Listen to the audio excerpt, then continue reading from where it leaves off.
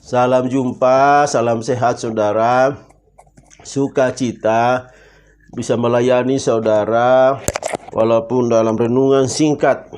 Dan kita pada seri yang ketiga dengan topik Tuhan bertabernakel, yaitu Tuhan yang berkuasa, Tuhan yang Maha Kudus, Tuhan yang tidak terbatas, Tuhan yang tidak terhingga, mau tinggal di tempat yang terbatas buatan manusia. Kemah pertemuan Keluaran 25 ayat 8, dan mereka harus membuat tempat kudus bagiku, supaya aku akan diam di tengah-tengah mereka. Haleluya. Jadi Allah yang luar biasa itu, yang berkuasa itu, mau tinggal di tempat yang terbatas, supaya Allah bisa berkomunikasi, Allah bisa dikenal oleh manusia, Allah bisa dijumpai oleh manusia dengan segala persoalan hidup mereka. Dan ini terjadi selama mereka di perjalanan di padang gurun, saudara. Allah bersama dengan mereka, karena sampai juga nanti pada raja-raja yang nantinya akan berubah dari kemah suci ini menjadi tempat yang gedung yang sangat megah yang dibangun oleh Salomo, saudara. Jadi kemah pertemuan ini adalah lambang dari kehadiran Allah di tengah-tengah umat bangsa Israel. Dia mau hadir, saudara. Nah, jadi pada saat Musa disuruh membangun kemah suci ini, mereka lagi berada pada perkemahan yang ke-11 di padang gurun Sinai. Dan memang selesai kemah ini dibangun dan didirikan tahun 1445 sebelum Masehi di padang gurun Sinai. Dan setelah itu berjalan waktu, Daud punya kerinduan bahwa dia sudah tinggal di istananya, di rumah-rumah dengan kayu-kayu yang luar biasa bagusnya, yang mahal. Tetapi dia melihat bahwa tabut Tuhan itu berada pada kemah, di dalam kemah. Dan dia punya kerinduan untuk membangun tempat buat Tuhan, tempat buat tabut itu, supaya Tuhan tinggal di situ, saudara.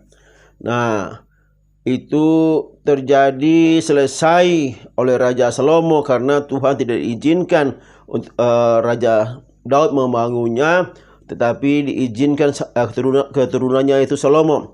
Selesai pada tahun 957 sebelum Masehi. Nah, saudara, apa yang terjadi dengan bait Salomo ini, bait Allah yang pertama ini, saudara, ternyata mengalami berbagai kehancuran demi kehancuran, dan dibangun kemudian, saudara. Artinya apa? Bukankah Tuhan berkata dia tinggal diam di tengah-tengah bangsa Israel? Kenapa terjadi kehancuran? Karena memang itu bukan sesuatu hal yang mutlak bahwa Tuhan akan tinggal, bahwa kemahnya itu akan diam, tidak akan hancur. Tuhan bisa izinkan itu hancur kalau selama bangsa Israel itu tidak menyembah dewa lain, menyembah Allah lain, maka ini tidak akan dihancurkan. Tetapi pada saat mereka berbalik dari Allah dan menyembah Allah lain, dewa lain, menyembah dewa-dewa di Kanaan, saudara, membuat penyembahan berhala bagi mereka sendiri, maka Tuhan pasti meninggalkan orang Israel. Dan apa yang terjadi, mereka bisa dijajah oleh bangsa lain, mereka bisa ditekan sedemikian rupa sampai mereka berteriak lagi kepada Tuhan, dan Tuhan menolong. Dan apa yang terjadi juga kepada bangsa Israel dan juga bait Allahnya ini, saudara, artinya pada tahun 586 sebelum Masehi akhirnya bait Allah ini dihancurkan oleh bangsa Babel. Ya, Raja Babel menghancurkan ini dan dibakar, dan juga istana semuanya dibakar, saudara. Dan kemudian setelah ini dibakar, hancur bersama mereka, juga dibuang ke tanah Babel selama 70 tahun, saudara. Dan setelah itu Tuhan kembalikan mereka, karena memang begitu firman-Nya, mereka akan tinggal di tanah buangan itu, di Babel itu selama 70 tahun. Dan setelah itu mereka akan kembali dengan mendirikan bait Allah yang kedua. Karena Tuhan menggerakkan hati Kores, Raja Kores, untuk mempersiapkan segala sesuatu untuk pembangunan bait suci yang kedua ini. Dan juga mengizinkan, karena Tuhan, mereka diizinkan oleh Raja Kores untuk kembali ke Yerusalem, saudara. Dan kemudian mereka membangun, Serubabel yang memimpin pembangunan ini selesai pada tahun 516 sebelum Masehi. Jadi bait Allah yang pertama dihancurkan oleh Raja Babel. Kemudian mereka kembali lagi dari buangan mereka kembali membangun bait suci yang kedua ini, dan selesai pada tahun 516 sebelum Masehi. Kemudian saudara, bait Allah yang sudah dibangun oleh Serubabel ini bersama teman-temannya kemudian berjalan waktu mengalami kerusakan, bahkan juga ada bagian-bagian sudah terbakar, saudara. Sehingga pada saat Herodes Agung merebut Yerusalem di tahun 37 sebelum Masehi, kemudian pada tahun 20 sampai 19 sebelum Masehi, dia melakukan pembangunan kembali, renovasi bait Allah ini, karena memang sudah mengalami kerusakan, kecuali bangunan utama yang tidak begitu banyak mengalami kerusakan, tetapi dia telah membuat lantainya dipasang dari batu-batu yang sangat mahal. Kemudian ada hiasan-hiasan dari emas, saudara, yang dipasang, sehingga ini menjadi gedung yang megah, dikenal dengan bait Allah Herodes, karena dia yang merenovasi dan membangun kembali. Dan selesainya setelah 63 Masehi. Memang cukup panjang, karena dia membuat ini supaya ibadah-ibadah itu tetap berlangsung, tidak terganggu, saudara. Ibadah-ibadah di tempat di bait suci ini tidak terganggu. Makanya memang agak lama, saudara. Dan apa yang terjadi kemudian, saudara? Setelah bait Allah yang megah ini kemudian oleh Roma kemudian dihancurkan kembali, saudara, dengan Jenderal Titus yang datang pada tahun 70 Masehi, saudara. Dan akhirnya apa? Kota Yerusalem dihancurkan, termasuk bait Allah ini dihancurkan, sehingga menjadi puing-puing, saudara. Lukas 21 ayat 6, ketika beberapa orang berbicara tentang bait Allah dan mengagumi bangunan itu yang dihiasi dengan batu-batu yang indah-indah dan dengan berbagai barang-barang persembahan, berkatalah Yesus, apa yang kamu lihat di situ akan datang harinya, di mana tidak ada satu batu pun akan dibiarkan terletak di atas batu yang lain, semuanya akan diruntuhkan. Jadi memang Yesus sudah menubuatkan tentang hal ini, bahwa nantinya Yerusalem, kota Yerusalem dan juga bait Allah itu akan dihancurkan rata dengan tanah. Saudara, itu juga kita bisa membacanya di Matius 24 ayat 1 dan 2, ya. Jadi apa maksudnya, saudara? Sementara Tuhan juga bicara bahwa dia tinggal, saudara, di bait sucinya untuk selama-lamanya bagi bangsa Israel.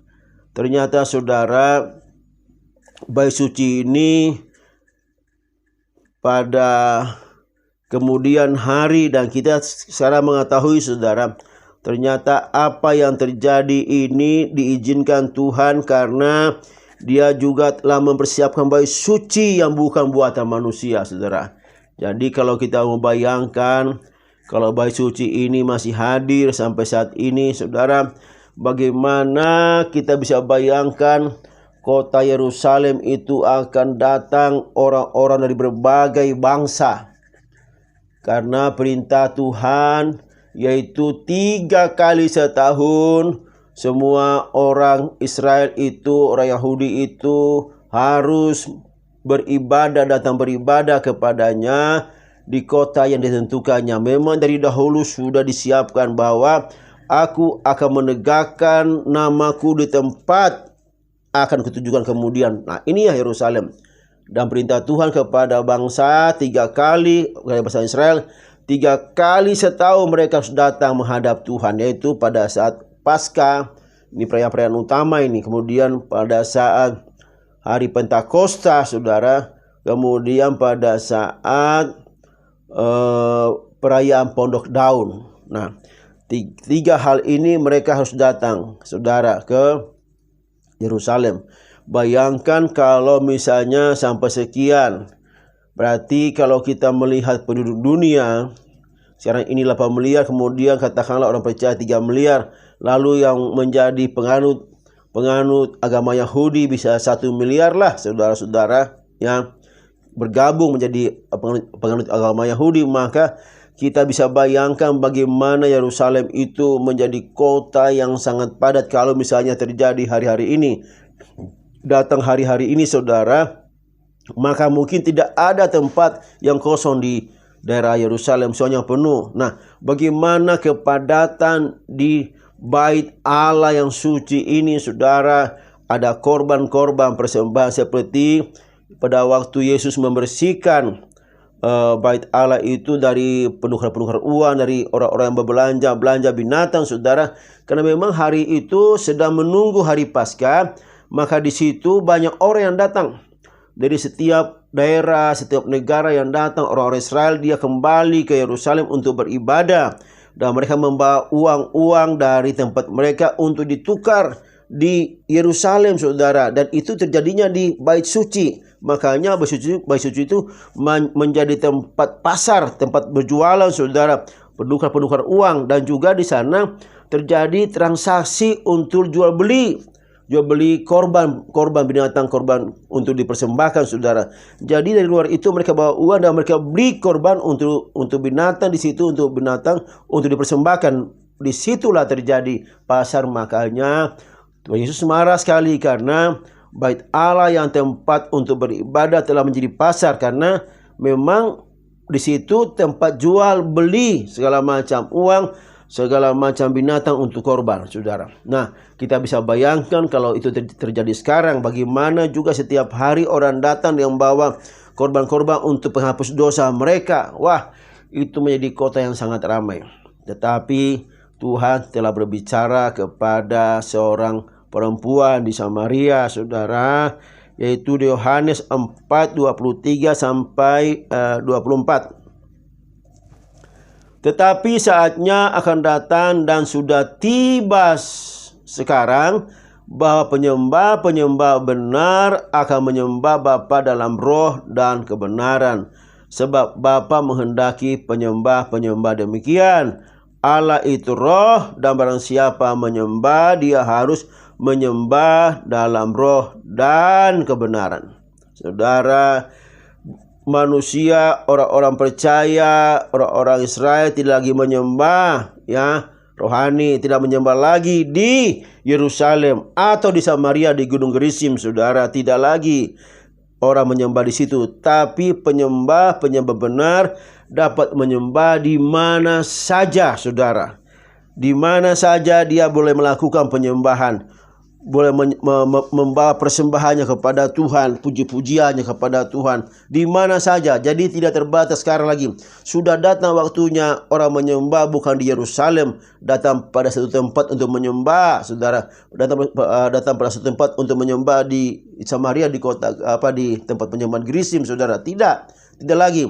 Tetapi semua orang percaya akan menyembah di mana saja, tidak dibatasi oleh ruang, tidak dibatasi oleh waktu, saudara. Di mana saja saudara mau berdoa, silakan berdoa. Di mana saja saudara mau memuji Tuhan, silakan. Tidak tergantung tempat sekarang.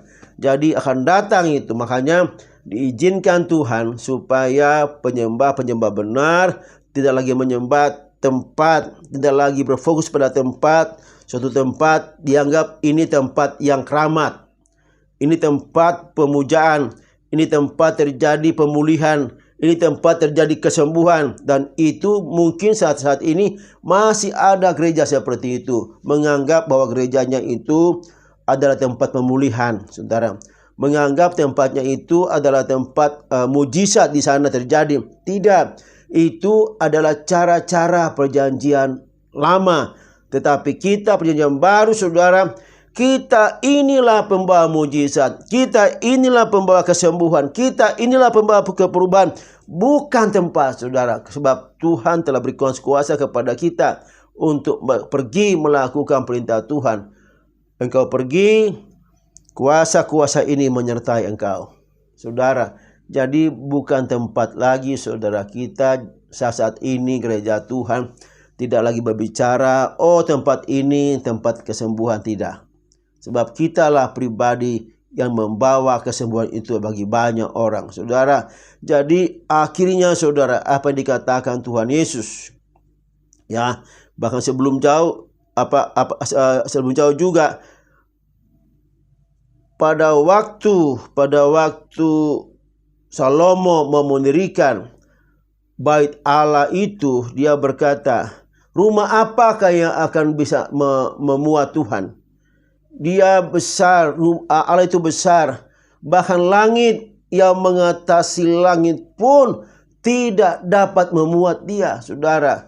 Demikian juga Rasul Paulus kepada jemaat yang waktu itu dia berada itu di Kisah Para Rasul, saudara. Kisah Para Rasul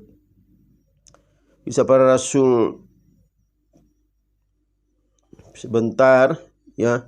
Kisah Para Rasul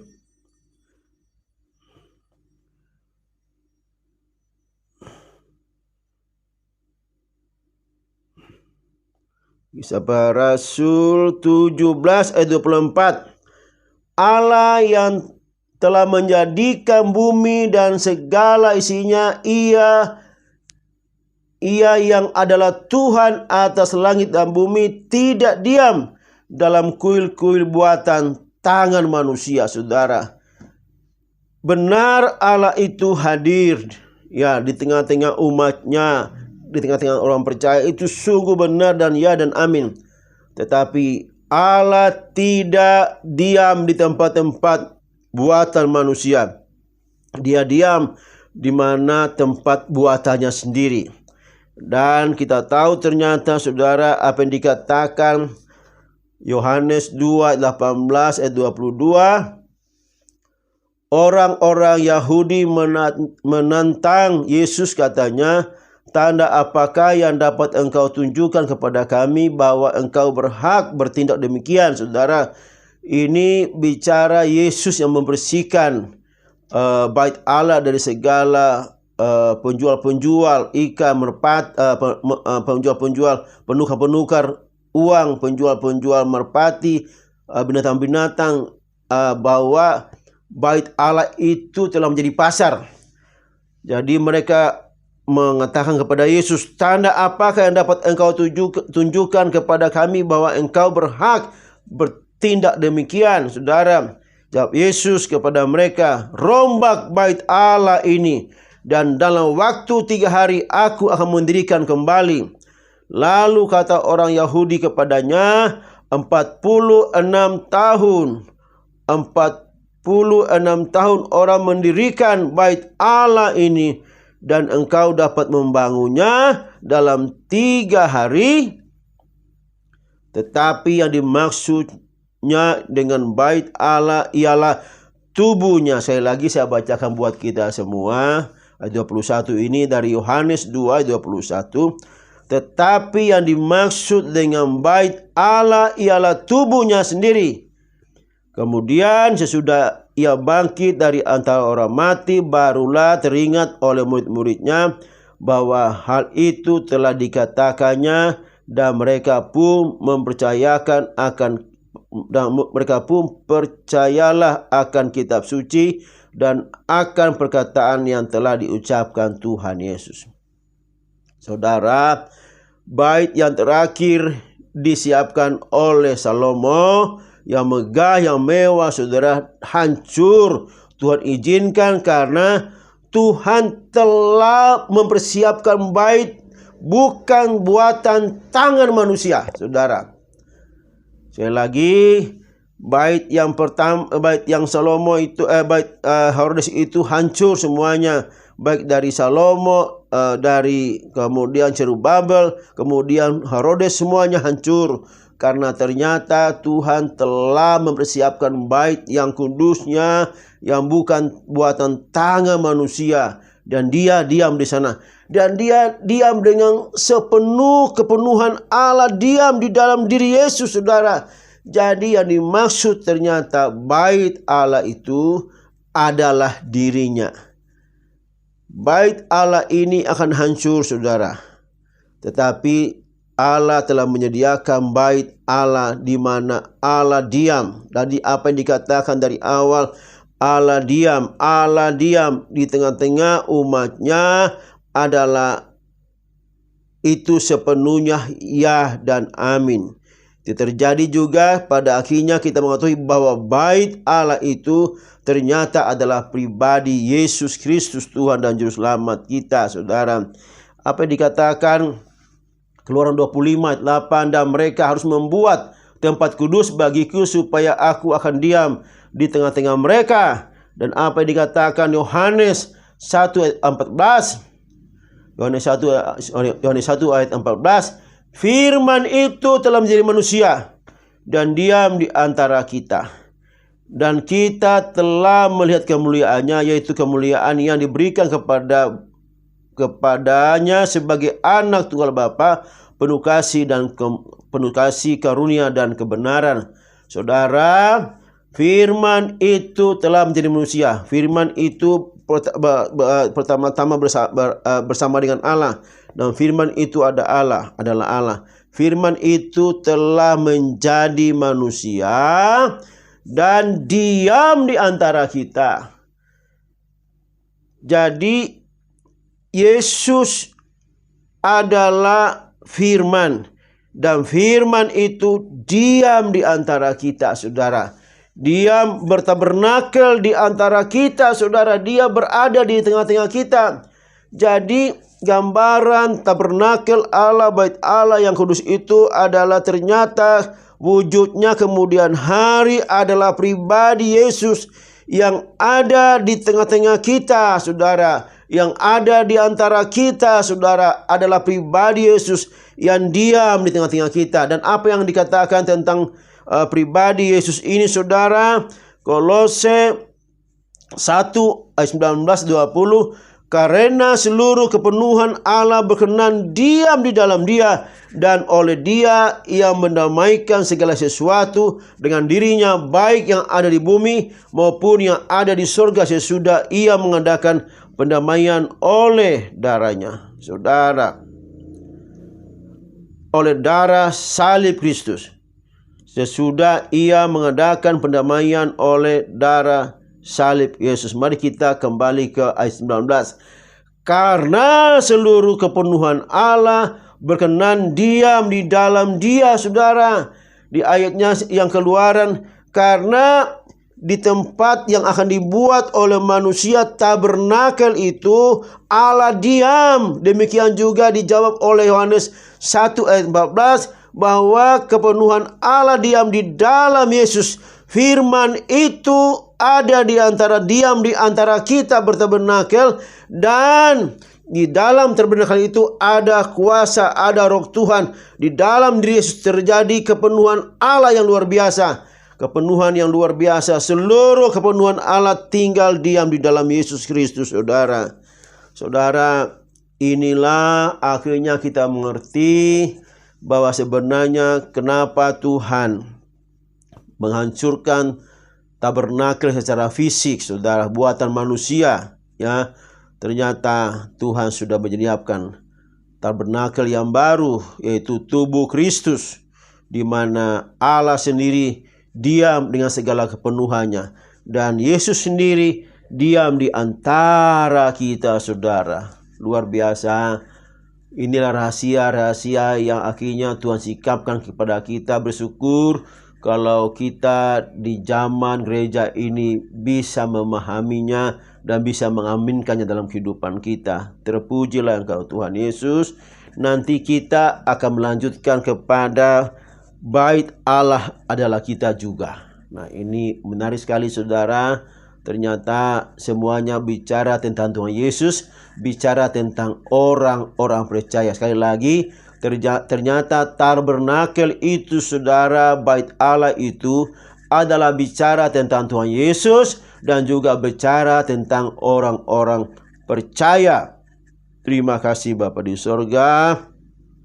Buat renungan ini kami akan semakin mengerti bahwa Engkau punya rencana yang luar biasa dalam hidup kami, di mana Yesus adalah Allah yang diam di tengah-tengah kami, melambangkan tabernakel yang diam di tengah-tengah umat Israel. Terpujilah Engkau Tuhan, terpujilah Engkau Yesus Kristus. Pimpin kami Roh Kudus supaya kami lebih memahami dan mengenal Engkau. Di dalam nama Tuhan Yesus kami berdoa. Amin. Saudara, demikian kita telah menyelesaikan seri yang ketiga. Nanti kita akan masuk pada seri yang keempat. Haleluya. Amin.